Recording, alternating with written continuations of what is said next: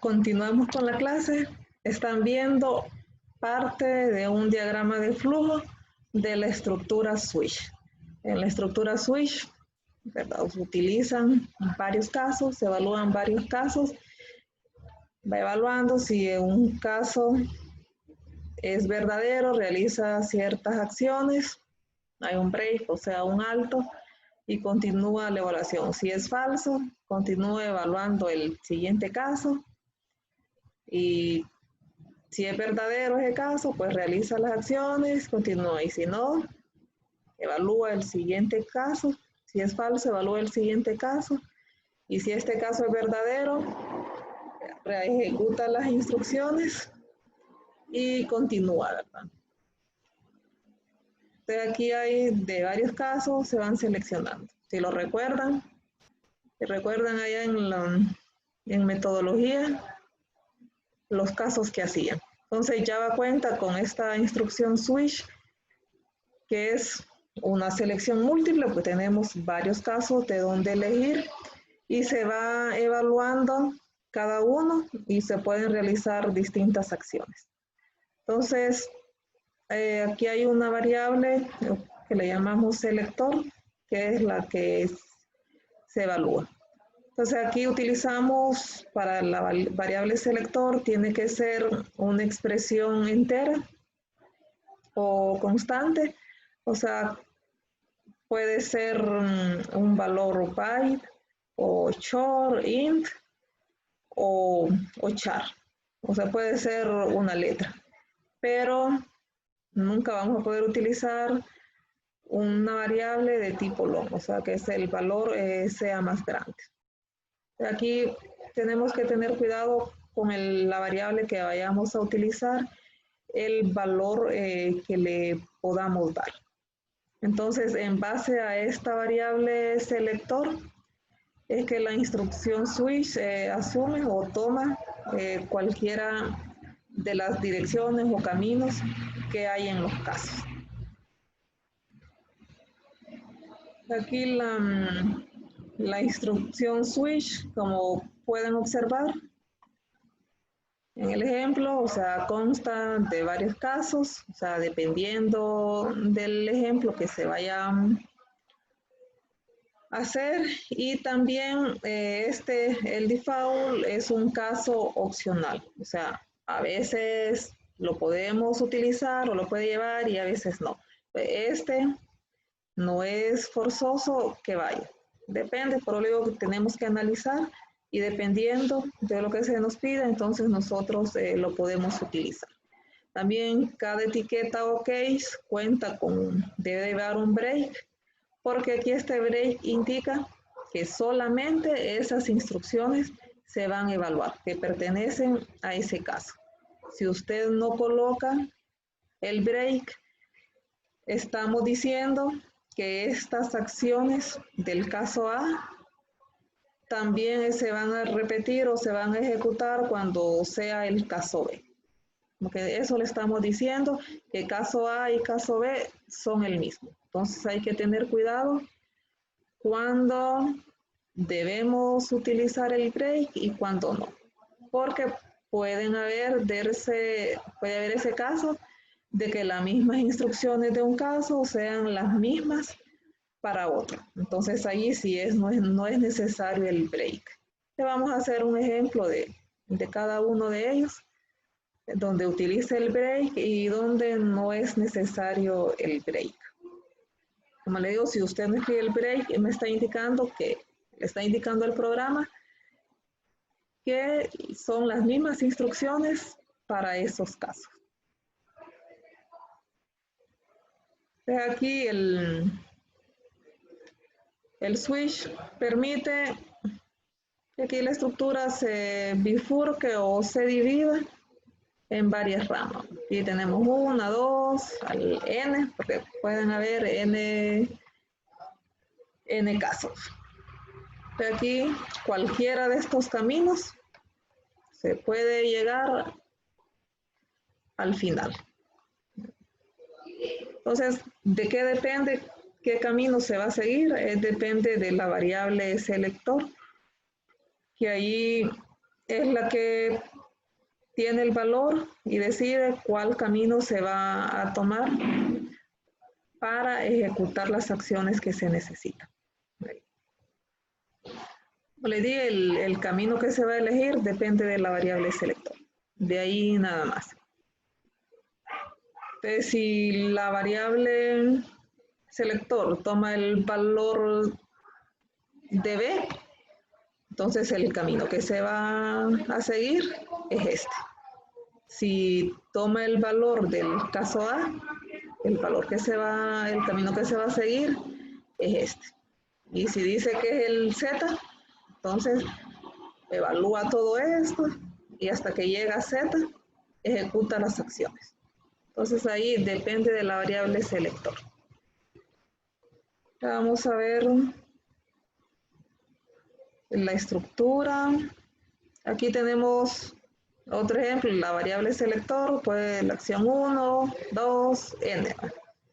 Y de ahí después, al evaluarse todas, continúa con la siguiente acción. De la estructura del switch es la siguiente, está la palabra clave switch, que es con minúscula. Luego dentro de paréntesis, o sea, sin estos símbolos, solo va la variable selector, que depende de la que nosotros decidamos. Abrimos y cerramos llave y se evalúa los casos. En este caso tenemos el caso. Aquí, por ejemplo, le diríamos caso 1 o A. Vamos a decirle caso A. 2 puntos son necesarios. Si usted no escribe esos 2 puntos, le genera error. Y luego van las acciones. Y el break, que es necesario para no evaluar los siguientes casos, como les explicaba. Luego tenemos el caso, le damos el valor, le damos B, los 2 puntos, las acciones que haría si este fuera el camino a seguir, y luego el break. Luego tenemos otro caso, que sería el valor, en este caso sería C. Siguiendo el ejemplo, los 2 puntos, las acciones que se harían, las instrucciones, y el break. De aquí, el valor como le digo, puede ser un entero, puede ser un char, pero nunca long. Y las otras que les mencioné. Aquí a veces, en el último caso, quizá no es tan forzoso que vaya el break, porque aquí me está diciendo que finalice el switch. Entonces, si finaliza aquí y luego finaliza aquí, entonces este break no sería prácticamente obligatorio, pero si usted quiere estar seguro, ahí déjelo. Y luego continuaría con las siguientes acciones. Evaluaría las demás instrucciones que hay.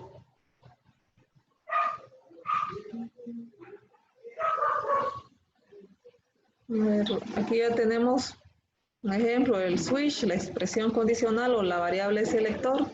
Tenemos el caso con la condición 1, están las instrucciones, el break, y evalúan después las siguientes instrucciones si este fuera verdadero. Si es falso, continúa evaluando el caso 2.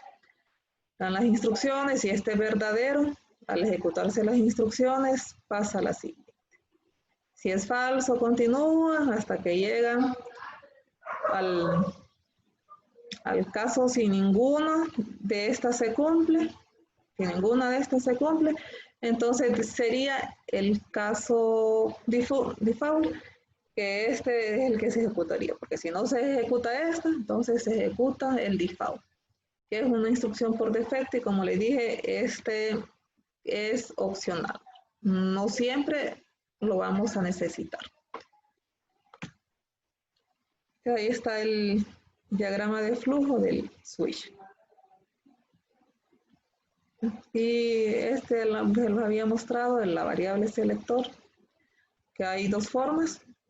Tenemos la forma que les mostré y está el de la otra forma, que sería este.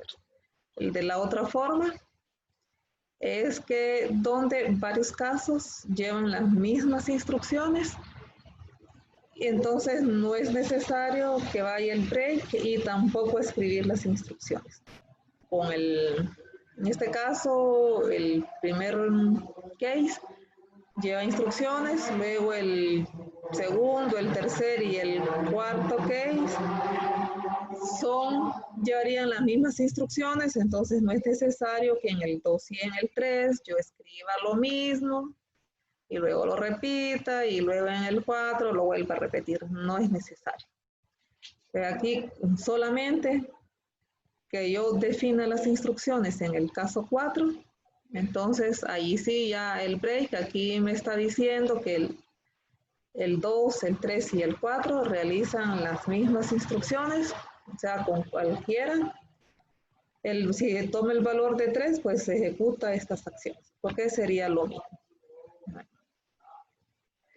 Luego el caso del 5 y el 6, también esos dos llevan las mismas instrucciones, entonces no necesito escribirlas en el 5, solamente en el 6 y escribo el break. Y el default, que es la acción por defecto, o si no se cumple ninguna, pues tiene que hacer esto.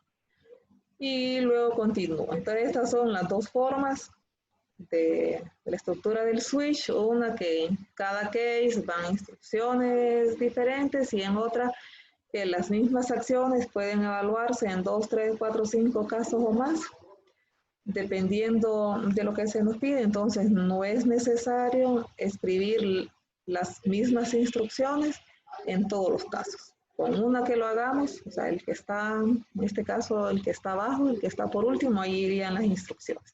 Y dejaríamos vacío y sin break, en este caso, el case 2 y el 3.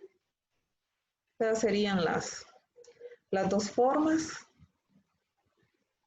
de la estructura switch. Vamos a hacer un ejemplo utilizando la primera forma que les mostré.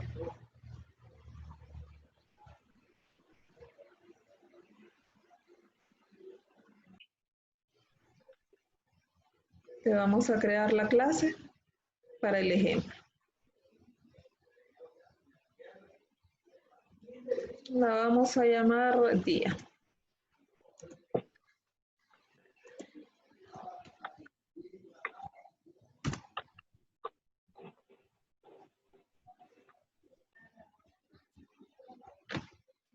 La guardamos.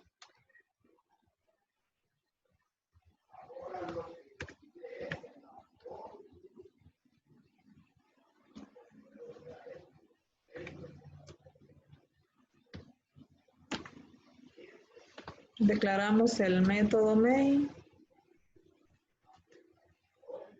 Vamos a leer desde el teclado. Importamos. ¿Ves? Me quedo sin tabuladores.